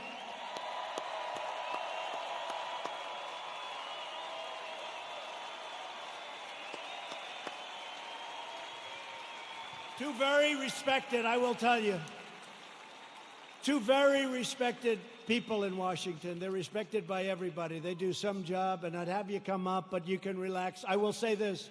Jim is running on November 3rd. Jim Inhofe. He's running on November 3rd. I don't even know. Hey, James, does he have any competition? Is somebody actually running against? There's no competition that he's got. I know he's got James's support. He's got my support. I give him 100% endorsement. Jim Inhofe. I give it to James, too, but he's not running this time. Thank you. Jim, great job. Thank you very much. What a great senator he is. Also here is a man who's respected by so many. He's a little bit right of the people we've been talking about tonight. Senator Tom Cotton of the great state of Arkansas.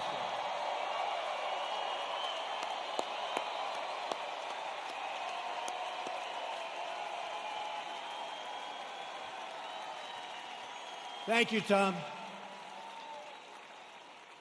They like you people. Thank you, Tom. Great job you're doing. We're glad to be joined as well by a man that I've gotten to know. He's done an incredible job with COVID and with everything else he touches. Governor Kevin Stitt.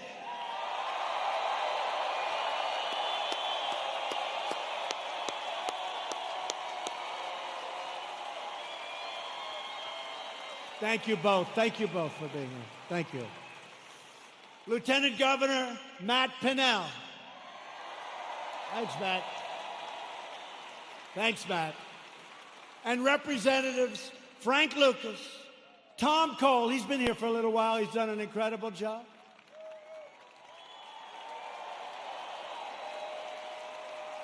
Mark Wayne Mullen, you don't want to fight with him. I want to put him and Jim Jordan in a match together. I want to. Kevin Hearn, great job today, Kevin. The great Jim Jordan.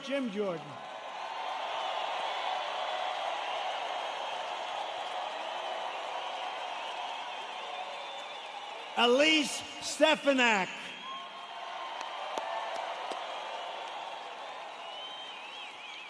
Lee Zeldin.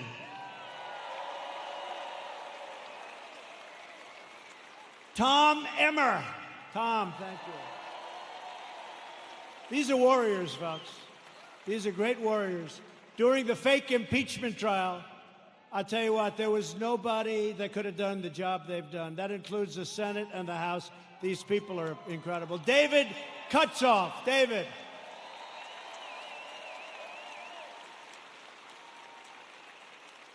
A great friend of mine, Debbie Lesko, Arizona. Great job, Debbie. Great job. And a man who's got very good genes, Greg Pence.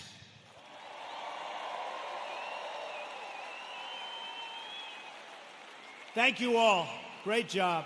They're great people. They are. They're warriors. I'll tell you what. Not every person is, but this group is, and we have a lot of them in Washington. And we'll send Jim Inhofe back, and we'll send all of them. You'll send every one of them. They have to come back because they have been fighting for us, and they've been fighting for you, and they are just incredible, talented, tough, strong people that love your state a lot. So thank you very much.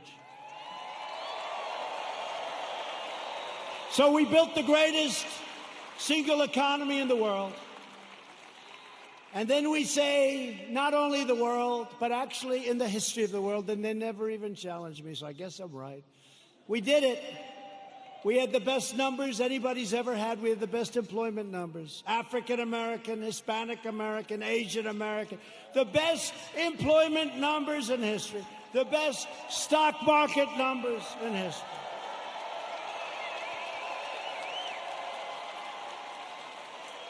We were the envy of the world. Everybody would come in to see me. Presidents, prime minister, kings, queens, and dictators. Dictators would even come in and say, congratulations on the economy. And then the plague came in, and now what we're doing is we're doing it again, and it's going fast. We have to have a lot of it done because people don't quite get it. We're doing record business. It's happening at a level and a speed that nobody can believe. 2 weeks ago, job numbers came in. The single biggest number in the history of our country. Last week, retail sales numbers came in. Retail sales, the single greatest number in the history of our country. So here's what's going to happen. Here's what's going to happen. They blame a president for anything. When you see looters, even though we put them down, if we didn't stop them, nobody would, because the other side will never stop them. But they always blame a president. Here's what's happening. We're going up, we're going up, we're going up, we're going to go up. Then we're going to hit October. We're going to be up. We're going to be way up. We're not going to be where we were, but in many ways, other than all of the horrible, horrible death that was so needlessly caused by a virus that should have been stopped where it originated, which was China.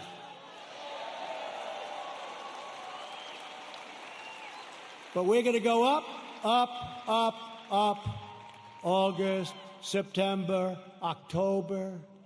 And people are going to say, man, this guy's doing a good job. He knows what he's doing. I don't believe the fake news anymore. And you're not going to want to lose your 401ks. And you're not going to want to lose all of that wealth that you've accumulated, whether it's real estate wealth or any wealth you can think, because it'll all come tumbling down if these people are put in charge, and if they double and triple and quadruple your taxes. It'll be a whole different ballgame. So I'm not putting any pressure on anybody, but in the end, we're going to have a phenomenal economy, and next year we're going to have a good third quarter, but next year, and I said it before, will be the single greatest year economically that we've ever had, okay?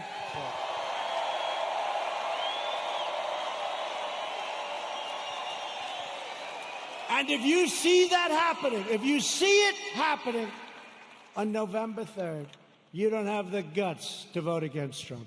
Even you don't have the guts to vote against Trump. Say, wait a minute, darling, my 401k is higher than it was the last time. I don't think I want to take a chance. You're not going to want to do that. The stock market has been the best. Think of this. Go back 1 week and go back 50 days. In that 50-day period, it's the strongest 50 days in the history of the stock market. Think of it.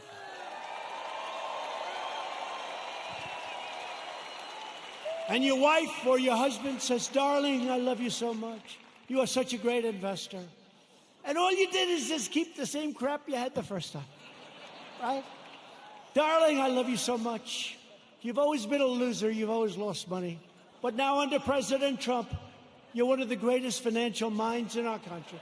And all you did was keep your stock. Now, if you think you're going to run against, they're going crazy. They want the stock market to go down, even if it costs them money. They want the stock market to go down, even if it costs them money. And they don't even know why. You know what? They're smart and they're vicious, but they don't know why. I'm telling you, they don't know why. What's wrong with having the strongest military brand new in the world all built here? What's wrong with having these great economic numbers? What's wrong with having to close it down? We saved millions of lives. You know, a lot of people say we should have gone herd. Let's go herd. Ask him, how are they doing in Brazil? He's a great friend of mine. Not good. You heard about Sweden, right? 2 months. Ask him how they doing in Sweden. We saved millions of lives, and now it's time to open up, get back to work, okay? Get back to work. I recently signed groundbreaking criminal justice reform. I secured record and permanent funding for historically black colleges and universities. We slashed regulations and passed massive tax cuts to give black workers a pay raise like they've never, ever gotten before, and lift up black-owned businesses. And I worked closely with a great senator also, friend of theirs, Senator Tim Scott, South Carolina, to create opportunity zones, which are doing incredibly. And since then, countless jobs and $100 billion of new investment, not government investment, have poured into 9,000 of our most distressed neighborhoods anywhere in the country. 9,000. Never happened before. Tim Scott. Today, I'm also announcing that I have directed Secretary of the Interior David Bernhardt to place the John Hope Franklin Reconciliation Park here in Tulsa on the African American Civil Rights Network. So many of my friends have been asking me to do that. So many of my friends, including these great politicians. So we're going to do that. It'll be done very quickly. We will forever remember and honor the courageous people who helped build this state and this country. Democrats are stoking division in order to distract from their decades of failure on schools, jobs, housing, justice, and crime. In major city public schools run by Democrats, over 2/3 of students are falling behind in reading and math, and I think the numbers are worse than that. But Democrats would rather deny these children the future they deserve than allow them to attend the charter, public, private, religious, or independent schools of their choice. Pro-choice. Pro-choice. Pro-choice for schools. It's very popular, but some people it's like a disaster because what it does to certain unions that have a lot of power over the Democrats, even though they know it's wrong. Republicans believe access to education is a civil right. It's a civil right. 20 of the most dangerous cities in America are controlled by Democrats. Think of that. 20 of 20. And so is nearly every major city with a child poverty rate that's over 30%. They're controlled by Democrats. We can name every one of them. The murder rate in Baltimore and Detroit is higher than El Salvador, Guatemala, or even Afghanistan. How are they doing, the Democrats running those cities? Your whole country will be like that. In 2018 alone, our police arrested nearly 12,000 people for murder and manslaughter, 25,000 people for rape, and nearly 1.5 million for assault, violent assault. The Democrats' push against our police will drive up crime and drive up costs at levels you'd never believe. Thousands of innocent lives will be lost.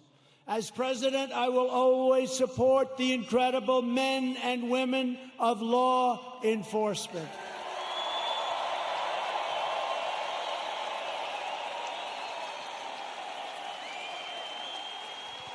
A vote for Republicans is a vote for better schools, better jobs, safer families, and stronger communities for all Americans. There is a limit to what we can together achieve with 4 more years. With your help, we will lift millions of our citizens from welfare to work, dependence to independence, and poverty to prosperity. That's what's happening. That's what's happening. And that was happening at a level that nobody ever thought they'd see. It was happening before this COVID came in. It was happening at a level that nobody believed possible. And then China sent us the plague. Thank you very much. We will protect Medicare and Social Security for our great seniors, and will always protect patients with pre-existing conditions. Always. Always. We will appoint more judges to interpret the Constitution as written. We will end deadly sanctuary cities. We will finish the wall, which has now 212 miles built and beautiful. 212 miles. That's a lot of miles.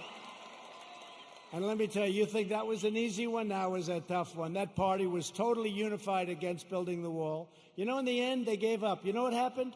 They realized it was a bad issue for them because these open borders, I love when they fight for open borders, because anybody that wants an open border coming in from rough areas, there's something wrong with those people. So did you notice in the end, it was like, just leave us alone, build your wall, just leave us alone. I said, thank you very much.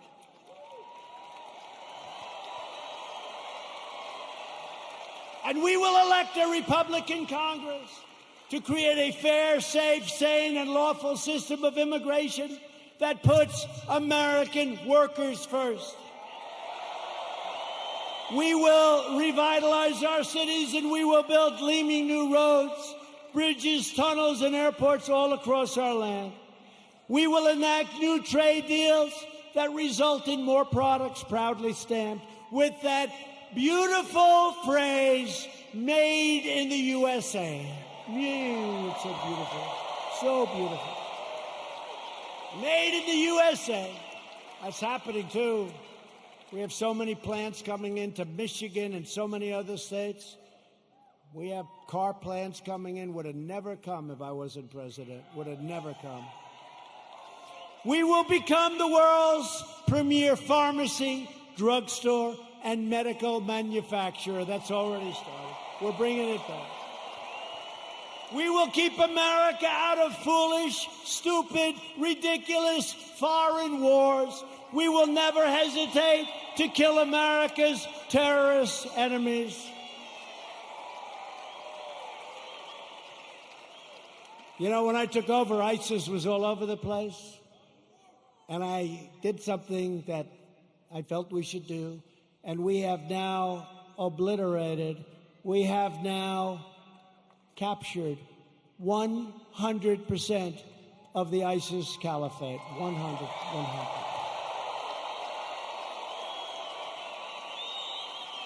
And like our depleted military when I took over, like our empty shelves medically when I took over, like all of the things that when I took over it was a mess, we have done a job. You had to see what ISIS was doing.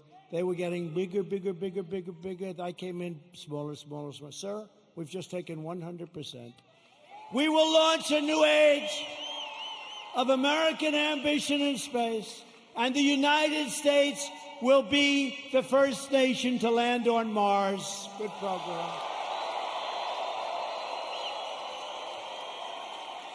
You saw the beautiful rocket 3 weeks ago go up. Beautiful. We will defend privacy, free thought, free speech, religious liberty, and the right to keep and bear arms.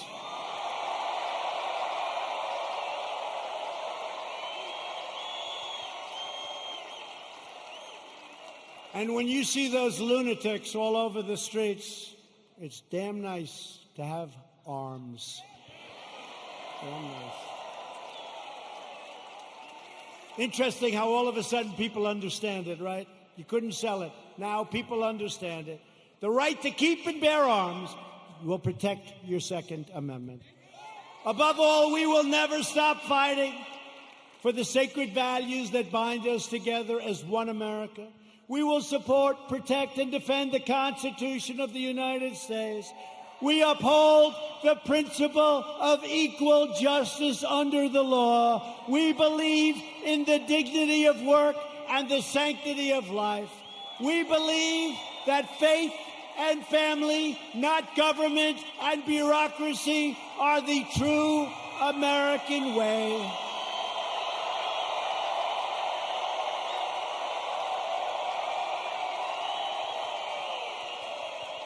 We believe that children should be taught to love our country, honor our history, and always salute our great American flag.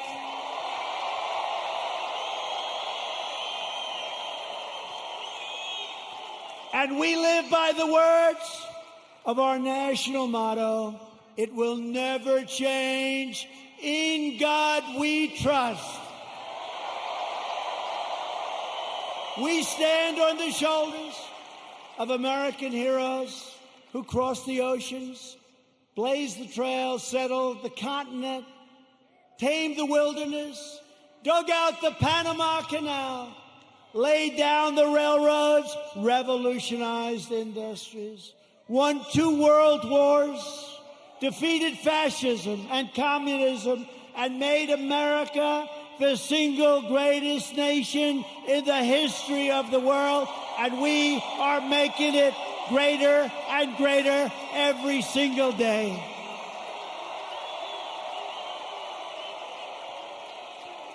Proud citizens like you help build this country, and together we are taking back our country. We are returning the power to you, the American people. With your help, your devotion, and your drive, we are going to keep on working We are going to keep on fighting, and we are going to keep on winning, winning, winning.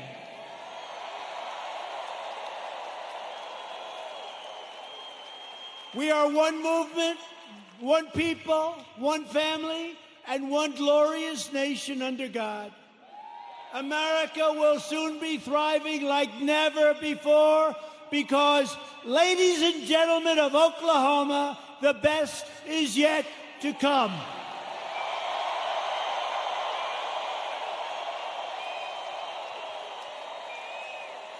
Together we will make America wealthy again.